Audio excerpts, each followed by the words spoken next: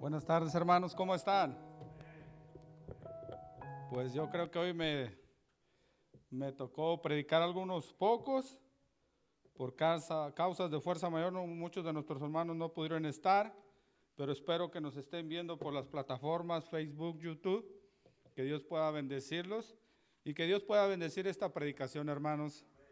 Vayamos a Efesios 4, 22 al 24. Y nuestra predicación para esta tarde se llama Consejos para la Nueva Vida. Amén. ¿Todos lo tienen, hermanos? Amén. Efesios 4, 22 al 24. En cuanto a la pasada manera de vivir, despojados del viejo hombre que está viciado conforme a los deseos engañosos. El 23, renovados en el espíritu de vuestra mente y vestidos del nuevo hombre creado según Dios en la justicia y santidad de la verdad. Vamos a orar, hermanos, para poner esta predicación en las manos de Dios. Señor y Padre nuestro, te damos gracias, Padre, por esta palabra, Padre.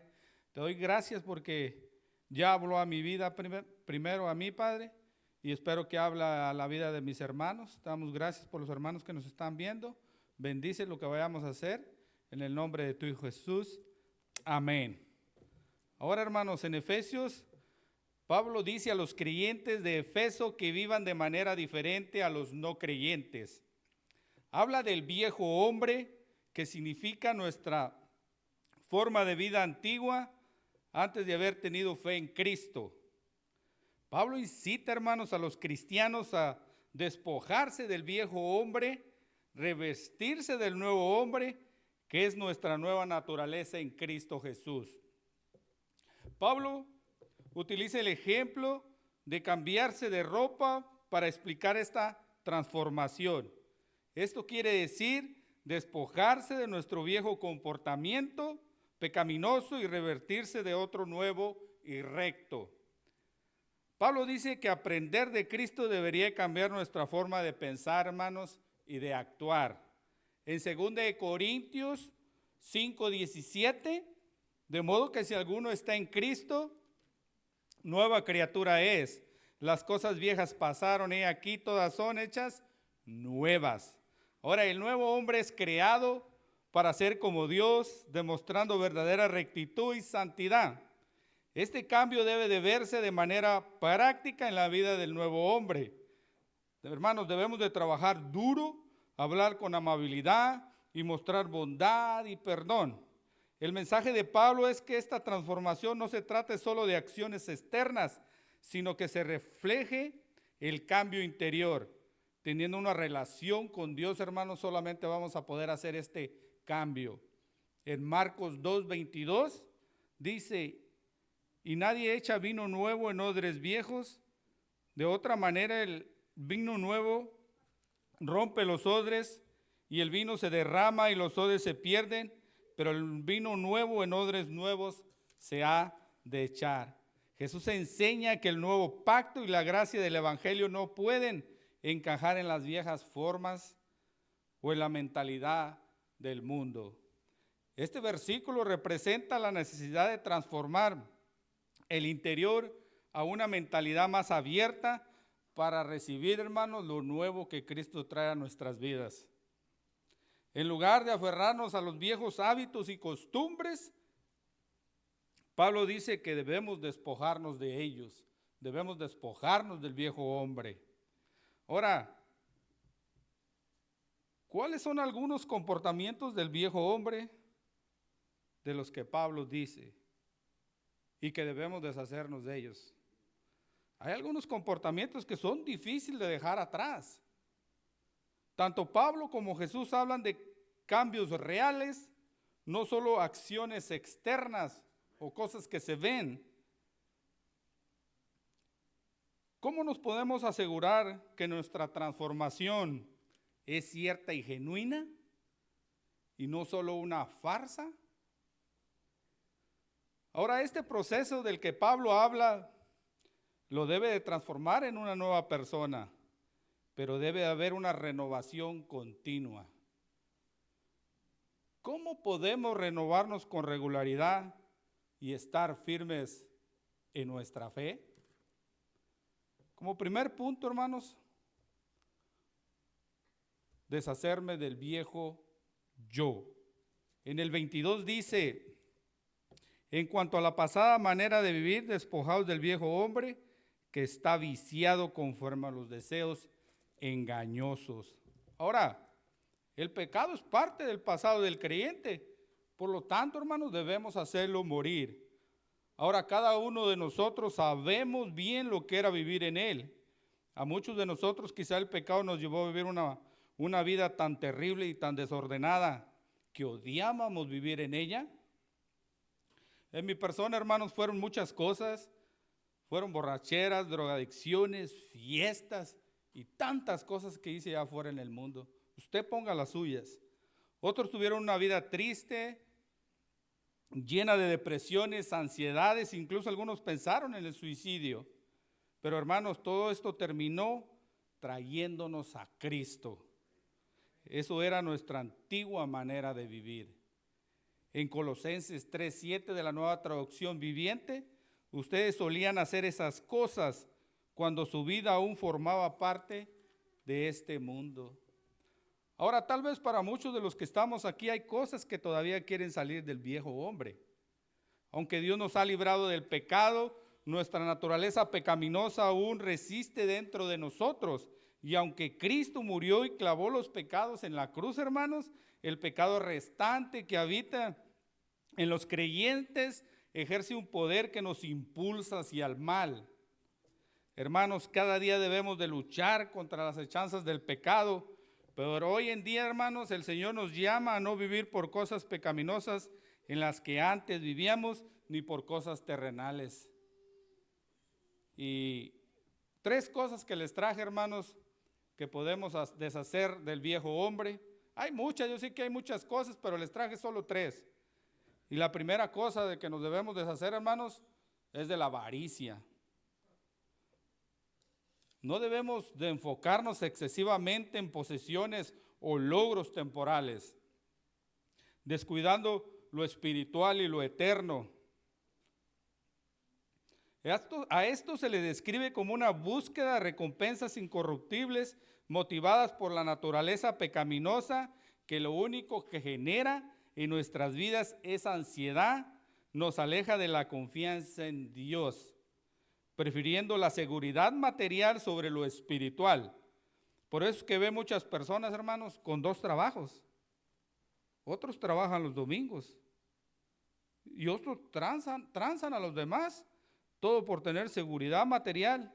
Debemos hacer morir estas cosas de la avaricia, hermanos. Debemos de cortarla de raíz, hermanos. En Mateo 6:33 de la Nueva Traducción Viviente, busquen el reino de Dios por encima de todo lo demás, lleven una vida justa y Él les dará todo lo que necesitan. Entonces, hermanos, es importante que podamos estar claros que en Cristo nuestra vida se define en lo que antes éramos y en lo que ahora somos, una vida nueva. El Señor cambia nuestras vidas cuando vinimos con sinceridad a Él, nos arrepentimos del pecado y recibimos a Cristo como Señor y Salvador. El pecado de la avaricia, de la vida antigua, debemos hacerlo morir en nosotros de manera definitiva. La avaricia es poner nuestros deseos egoístas por encima de la obediencia a Dios y caemos en la idolatría. La avaricia es la raíz que lleva a otros pecados aún peores, hermanos. William Barclay lo explica de esta manera. La avaricia es un pecado que se extiende a muchas áreas. Si se trata de un deseo de tener dinero, lleva al robo. Si es el deseo de tener prestigio, conduce a la ambición pecaminosa. Si es el deseo de tener poder, conduce a la crueldad y tiranía. Si es el deseo por una persona, conduce al pecado sexual. Es muy importante, hermanos, apartarnos de toda avaricia, ya que es un pecado ante los ojos de Dios. Y en última instancia, hermano, conduce a la perdición sin aportar beneficio alguno a quienes la practican. La avaricia puede ser atractiva en un principio, pero con el tiempo se convierte en una experiencia amarga, hermanos, que desearíamos no haber pasado jamás. En primera de Timoteo 6:10, porque raíz de todos los males es el amor al dinero, el cual codiciando algunos se extravieron de la fe y fueron traspasados de muchos dolores. Ahora, hermanos, debemos deshacernos del viejo yo, debemos dejar la ira. Como inciso B, hermanos, también debemos de dejar la avaricia, pero también debemos de dejar la ira. Ahora, si queremos deshacernos del viejo yo, debemos de hacer lo posible por dejar la ira. Y lo que significa este pecado es una amargura profunda e intensa cargada de resentimiento. Es una actitud arraigada en el corazón de una persona y le brinda la ocasión de expresar su furor. Pero el creyente debe ser tardo para airarse, porque la ira del hombre no obra la justicia de Dios. Así que, hermanos, tengamos cuidado con este problema. Puede ser que algunos lo tomen a juego o lo tomen a broma y dicen, mire, hermano, a mí el que me la hace me la paga. Por allá ando unos que dicen que son de mecha corta. Otros dicen, no es quien me la hizo, sino quien me la pague. Recuerde que todo esto, hermanos, no es obra de Dios. En Santiago 1:19-20, por eso, mis amados hermanos, todo hombre sea pronto para oír, tardo para hablar, tardo para airarse, porque la ira del hombre no obra la justicia de Dios. Ahora, el enojo detona un arranque de ira. Esto es para los de mecha corta. Son como una paja que enciende un gran fuego o una chispa que hace arder un gran bosque. La ira y el enojo están íntimamente relacionados. Ellos son primos hermanos. El enojo que se encuentra latente explota en ira. Y muchos de los que estamos aquí así éramos, hermanos. Así era yo en la antigua manera de vivir. John Newton dijo, no soy lo que debo de ser, tampoco lo que quiero ser, pero por la gracia de Dios no soy lo que solía ser. A veces en arranques de ira decimos cosas de las que nos vamos a arrepentir, hermanos. Herimos a nuestros hijos, familiares, amigos en el trabajo, incluso a hermanos de la iglesia. Con la boca que le decimos, Dios lo bendiga, hermano. A veces con esa misma boca los maldecimos. En Santiago 3:9, con ella bendecimos a Dios Padre y con ella maldecimos a los hombres que están hechos a semejanza de Dios. El enojo es parte de nuestra humanidad. Jesús tuvo este sentimiento, pero el enojo no debe ir más allá, que nos conduzca a la ira. Si alguno ha ofendido a alguien, hermano, hay que pedir perdón. Efesios 4:26 dice, airaos, pero no pequéis, no se ponga el sol sobre vuestro enojo.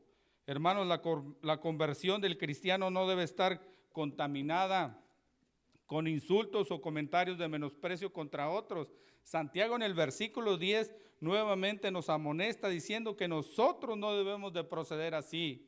En Santiago 3:10 dice, de una misma boca proceden bendición y maldición.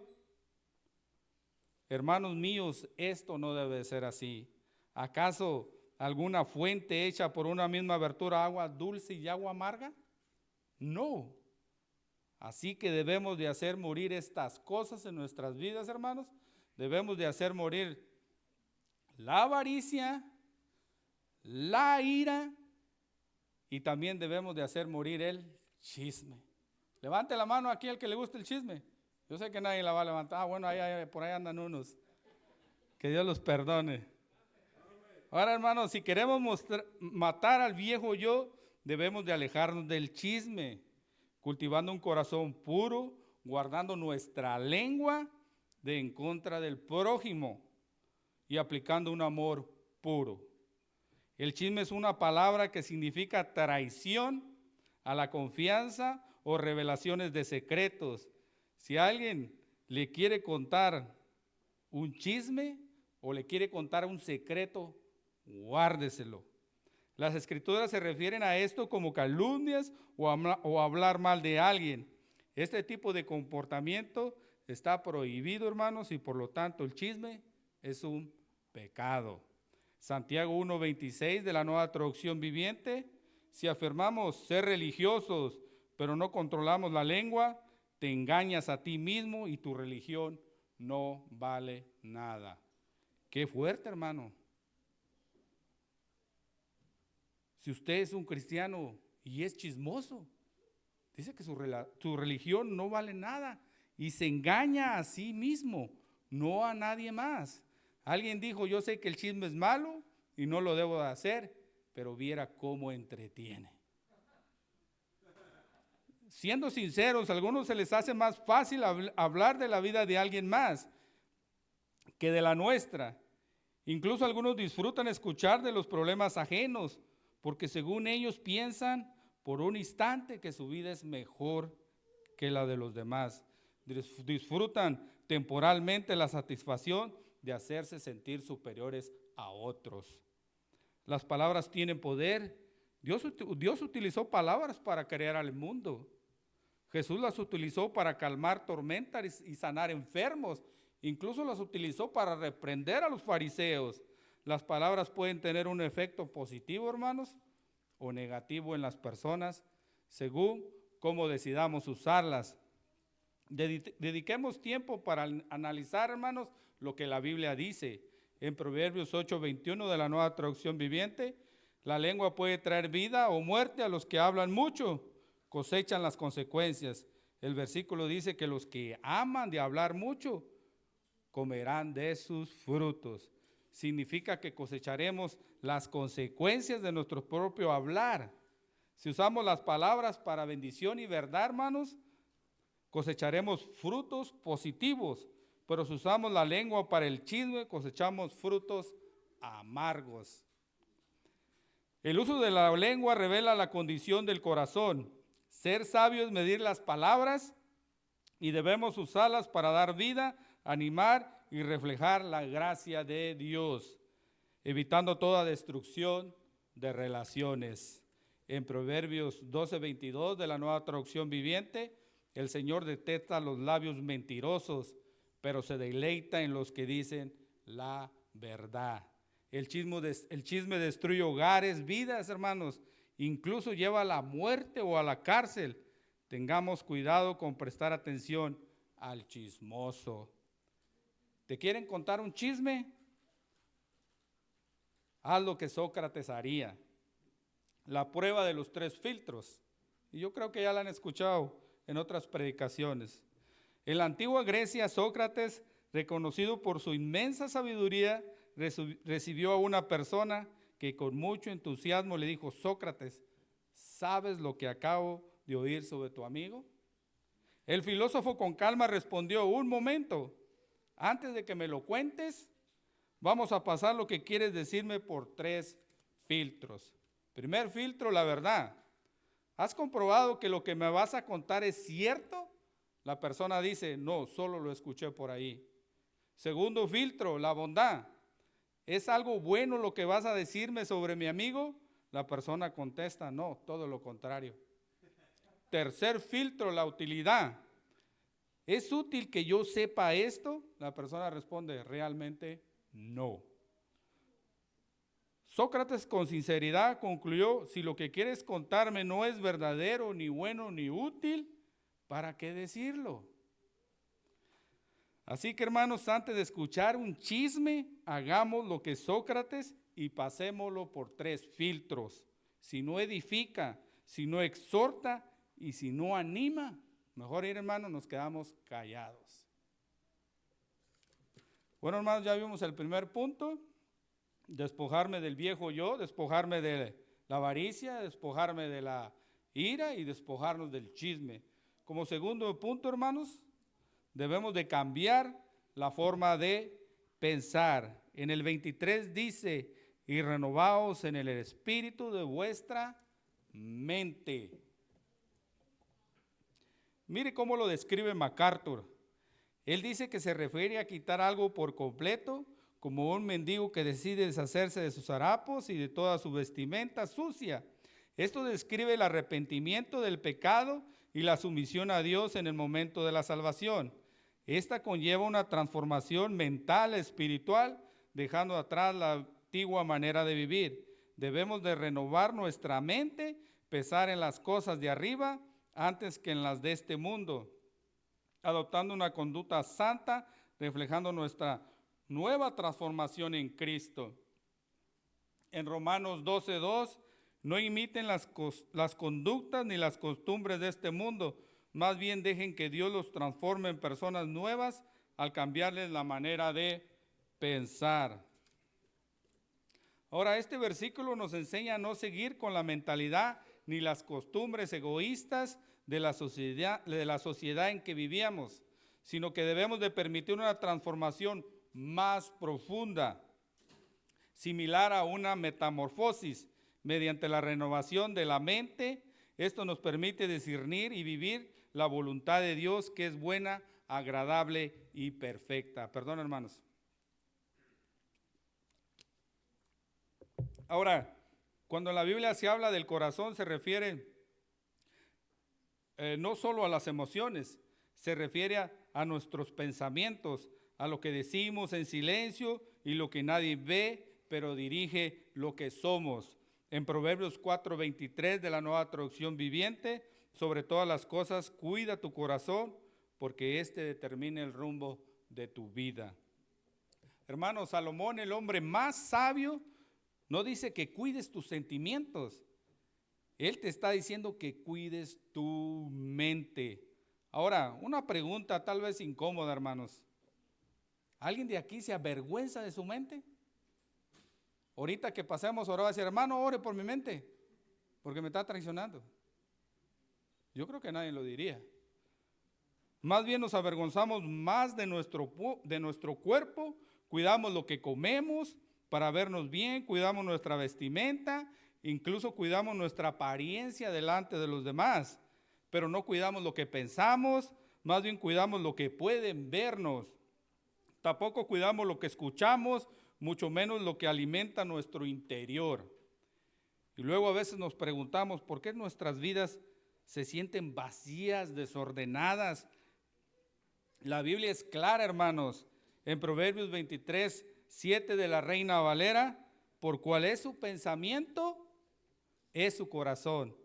Tal es, él come, bebe, te dirá, mas su corazón no está contigo.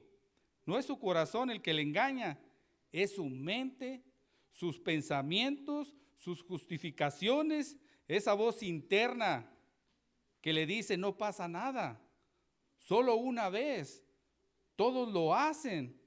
Y a veces hasta pensamos, hombre, ¿qué tanto es tantito? Lo que nos engaña no es el corazón, hermanos, es nuestra mente. En Mateo 15:19 de la Nueva Traducción Viviente, pues del corazón salen los malos pensamientos, el asesinato, el adúltero, toda la inmoralidad sexual, el robo, la mentira y las calumnias. De la mente salen todas estas cosas, porque en ella, hermanos, es donde planeamos todo tipo de pecados. Porque lo que entre en nuestra mente termina transformando nuestra vida. Porque lo que pensamos importa más de lo que nos imaginamos, hermanos. Lo que vemos todos los días, lo que escuchamos constantemente, lo que consumimos en silencio, a escondidas. Sí, esas cosas que vemos en nuestro celular a veces. Debemos de tener mucho cuidado con lo que vemos, porque es muy difícil, hermano, que lo saque usted de su mente. Solo con la ayuda de Dios y la oración se pueden borrar. Porque si no lo hacemos, hermanos, tenemos mentes saturadas de contenido, pero vacías de paz. Por eso es que hay personas que viven prisioneras de sus pensamientos, llenas de ansiedad por todo lo que han dejado entrar en su mente. Todo esto es ruido, presión y miedo, y nadie lo ve. En Proverbios 3:5-7 de la Nueva Traducción Viviente, confía en el Señor con todo tu corazón, no dependas de tu propio entendimiento, busca su voluntad en todo lo que hagas y Él te mostrará cuál camino tomar. No te dejes impresionar por tu propia sabiduría, en cambio, teme al Señor y aléjate del mal. Ahora, nadie mira nuestros pensamientos porque no se exhiben como el cuerpo, pero cuando la mente se enferma, toda la vida se desborona, hermanos. hasta los científicos lo han confirmado. Dicen, si dañas tu mente, dañas tus decisiones, tus relaciones, tu carácter, tu futuro. Pues dice la Biblia que porque de ella mana la vida. Todo sale de ahí, tus palabras, tus acciones, tus hábitos, tu destino. Por eso no es de exageración que guardes tu mente. Es más bien una urgencia. Debemos de cuidar lo que pensamos, porque lo que piensas, en eso te vas a convertir. Y tarde o temprano sale a la luz. Ahora, tal vez tu mente ya está llena de cosas que te están llevando hacia el pecado, hermanos, y nadie lo nota. Pero tú y el Señor sí. Tal vez hay pensamientos que no te dejan en paz. Cosas del pasado que sigues acarreando. En Filipenses 4:7, la Nueva Traducción Viviente, así experimentan la paz de Dios que supera todo lo que podemos entender. La paz de Dios cuidará tu corazón, tu mente, mientras vivan en Cristo. Su mente va a ser cuidada mientras vivamos en Cristo. Tal vez la pregunta no es cómo estás por afuera. La pregunta es, ¿qué estás pensando en tu mente que nadie ve? Ten cuidado, porque en lo que pensamos es en lo que nos vamos a convertir. Bueno, hermanos, ya vimos que debemos deshacernos del viejo yo. Ya vimos que debemos de cambiar la forma de pensar. Ahora vamos a ver ya como tercer punto y último, hermano, nuestra nueva identidad. En el 24 dice, y vestidos del nuevo hombre creados según Dios a la justicia y santidad de la verdad. Ahora, ¿qué implica vestirnos del nuevo hombre? Pues debemos de reemplazar la mentira por la verdad, cambiar la ira por el perdón, abandonar la avaricia y estar conforme con lo que Dios nos ha dado. También debemos de transformar nuestro lenguaje corrupto en palabras que edifiquen y animen a otros. MacArthur dijo, la renovación de la mente no solo trae como resultado la renovación del carácter, sino una renovación total de la persona que lo hace pasar de lo viejo a lo nuevo en su propia identidad, creada según Dios. La identidad del viejo hombre no existe como había existido en el pasado, ya que el nuevo hombre está creado a la semejanza de Dios. En Gálatas 2:20 de la Nueva Traducción Viviente, mi antiguo yo ha sido crucificado con Cristo, ya no vivo yo, sino que Cristo vive en mí, así que vivo en este cuerpo terrenal confiando en el Hijo de Dios que me amó y se entregó a sí mismo por mí. Ahora, con nuestra nueva identidad se nos da luz en lugar de muerte espiritual, se nos da vida en lugar de inmundicia y se nos da santidad. Esto no significa, hermanos, que vayamos a ser perfectos. Significa que podemos tropezar y caer, pero nuestra vida se irá pareciendo cada vez más a la de Cristo. Alguien dijo, no es que seamos impecables, sino que al caminar con Cristo pecamos cada día menos. Ahora, si llevamos mucho tiempo siendo cristianos y aún conservamos muchos hábitos pecaminosos de los que traemos de antes que fuéramos salvos, debemos de comprobar si realmente hemos nacido de nuevo. Arrodillarnos, hermanos, pedirle al Señor que nos haga nuevas personas. Cuando nos convertimos al cristianismo, Dios nos da una nueva identidad y no es como si estuviéramos en un programa de protección de testigos donde todo su pasado se borra. En cambio, Dios nos convierte en una nueva criatura que revela su verdadera identidad como hijo suyo. Dios define tu identidad como perdonado, aceptado. Fuimos creados a imagen de Dios y como creyentes formamos parte del cuerpo de Cristo. Esto significa que ahora somos las manos, los pies que te mueven y viven en el mundo para glorificar a Cristo como nueva criatura que somos. Esto es lo que dice la Biblia acerca de cómo Dios define nuestra nueva identidad. En 1 de Pedro 2:9 de la Reina Valera, mas vosotros sois linaje escogido, real sacerdocio, nación santa, pueblo adquirido por Dios, para que anunciéis las virtudes de aquel que os ha llamado de las tinieblas a la luz admirable. Ya para terminar, hermano, 9 cualidades del nuevo yo, o 9 cualidades que debemos de tener todos.